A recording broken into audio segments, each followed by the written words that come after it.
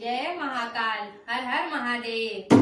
डमरू वाले बाबा तुमको आना होगा, डमरू वाले बाबा तुमको आना होगा, डम डम डमरू बजाना होगा, डम डम डमरू बजाना होगा, डमरू वाले बाबा तुमको आना होगा, डमरू वाले बाबा तुमको आना होगा, डम डम डमरू बजाना होगा, डम डम डमरू बजाना होगा। मागोरा शंकरपति जी को लाना होगा, मागोरा शंकरपति जी को लाना होगा, डम डम डमरू बजाना होगा, डम डम डमरू बजाना होगा।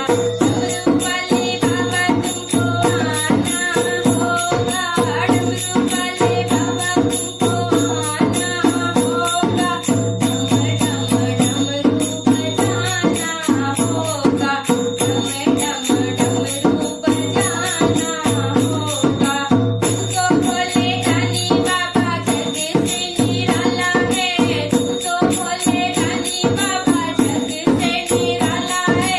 हाथों में 10 फूल गले सरे पाँव की माला है, हाथों में 10 फूल गले सरे पाँव की माला है। नांदिया पे चढ़ के आना होगा, नांदिया पे चढ़ के आना होगा, डम डम डमरू बजाना होगा, डम डम डमरू बजाना होगा।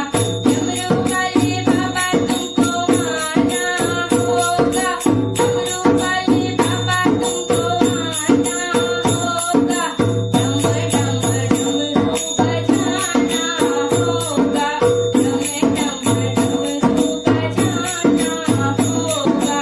शिवरात्रि के दिन हम कावड़ लेके आएंगे, शिवरात्रि के दिन हम कावड़ लेके आएंगे।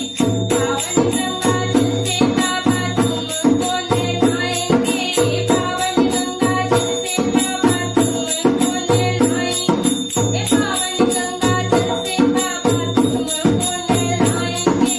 भक्तों को पार लगाना होगा, डम डम डमरू बजाना होगा। अपने भक्तों को पार लगाना होगा, डम डम डमरू बजाना होगा।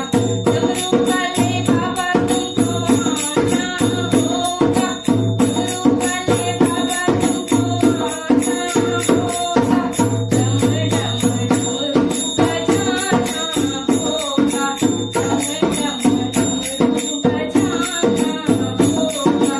भांग धतूरा दूध तुम पे चढ़ाएंगे, भांग धतूरा दूध तुम पे चढ़ाएंगे, भांग धतूरा दूध तुम पे चढ़ाएंगे। केसरिया चंदन से बाबा तिलक लगाएंगे, केसरिया चंदन से बाबा तिलक लगाएंगे। भक्तों का कष्ट मिटाना होगा, भक्तों का कष्ट मिटाना होगा, डम डम डमरू बजाना होगा, डम डम डमरू बजाना होगा।